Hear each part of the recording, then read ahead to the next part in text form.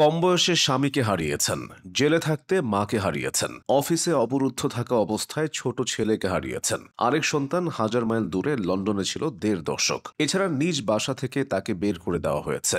খালেদা জিয়ার জীবনের পুরোটাই ত্যাগ ও সংগ্রামে ভরা। খালেদা জিয়া চাইলে উন্নত কোনো দেশে বাকি জীবনটা আরামে কাটিয়ে দিতে পারতেন। তবে তিনি একবার বলেছিলেন, আমার স্বজনহীন জীবনে দেশবাসী আমার স্বজন, আল্লাহ আমার একমাত্র ভরসা। আমি যেমন থাকি, যেখানেই থাকি, যতক্ষণ বেঁচে থাকবো দেশবাসীকে ছেড়ে যাব না। বেগম খালেদা জিয়ার ত্যাগ ও সংগ্রামের সময়গুলো দেখে নিন। ২০০৭-৮ সাল। এই সময়টায় খালেদা জিয়ার পরিবার ও দল দুটোর অবস্থায় ভীষণ নাজুক ছিল। তার দুই ছেলে দেশ ছাড়তে বাধ্য হন। বড় ছেলে তারেক রহমান ছিলেন গুরুতর আহত, তিনি যান লন্ডনে। ছোট ছেলে আরাফাত রহমান কোকো ছিলেন অ্যাজমা রোগাক্রান্ত, তিনি যান থাইল্যান্ড ও পরে মালয়েশিয়ায়। এদিকে বিএনপি ছিল দীর্ঘদিন ক্ষমতার বাইরে। বিপর্যয় আরও ঘনিয়ে আসে ২০০৮ সালের ডিসেম্বরে আওয়ামী লীগ নির্বাচনে জিতলে।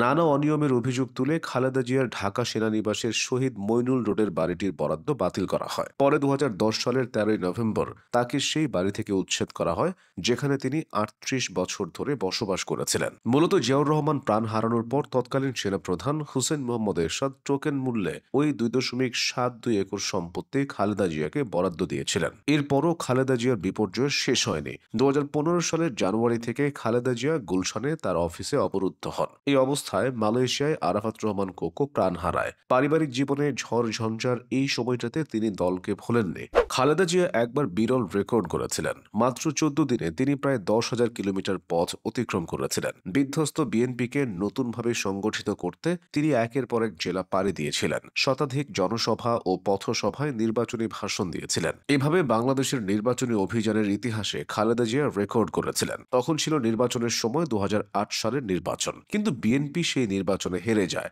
পরাজয়ের পরও তিনি নতুন উদ্যমে কাজ শুরু করেন। কিন্তু ২০১৩ সালের নির্বাচনের আগে খালেদা জিয়াকে অবরুদ্ধ করে রাখা হয়েছিল। তার গুলশানের বাড়ির সামনের রাস্তার দুই পাশে বালির ট্রাক দিয়ে আটকে রাখা হয়। ওই সময় খালেদা জিয়া রেগে গিয়ে পুলিশদের উদ্দেশ্য করে বলেছিলেন, এরা সবাই গোপালগঞ্জের নামই বদলে যাবে। কিন্তু ছোট ছেলে আরাফাত রহমান কোকো প্রাণ হারানোর পর থেকে খালেদা জিয়ার শরীর ও মন ভেঙে পড়ে। তিনি অসুস্থ হয়ে পড়েন। খালেদা জিয়ার অসুস্থতা তাকে ও বিএনপিকে বেশ ভুগিয়েছে। তিনি হার্ট, কিডনি ও লিভার সহ বিভিন্ন ধরনের রোগে ভুগছেন। তার হার্টে ৩টি ব্লক ছিল। আগে একটি রিং পরানো হয়েছিল। তাই ২০২৪ সালের জুনে তার শরীরে পেসমেকার বসানো হয়। হৃৎপিণ্ডে লাগানো এই পেসমেকার একটা ইলেকট্রনিক ডিভাইস।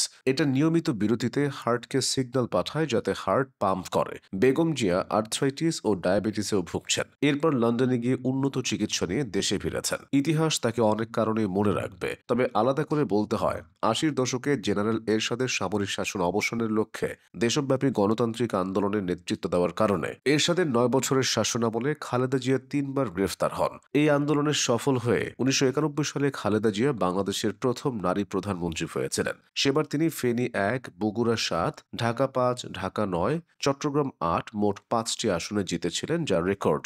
এই ৫ আসন থেকে তার মোট ভোট ছিল ৩,১৬,০৬৩টি। ১৯৯৬ সালের নির্বাচনেও তিনি ৫টি আসন থেকে জিতেছেন। এভাবে ১৯৯১ থেকে ২০০৮ পর্যন্ত অনুষ্ঠিত ৫টি নির্বাচনের মধ্যে ৪টি নির্বাচনে খালেদা জিয়া সর্বোচ্চ ১৮টি আসনে প্রতিদ্বন্দ্বিতা করে প্রায় ২০ লাখ ভোট পেয়েছেন। দীর্ঘ সংগ্রামী জীবনে তার প্রাপ্তি অনেক। তার নামের সঙ্গে আছে মাদার অফ ডেমোক্রেসি তকমা। ত্যাগ ও সংগ্রামের দিক থেকে তার তুলনা তিনি নিজেই।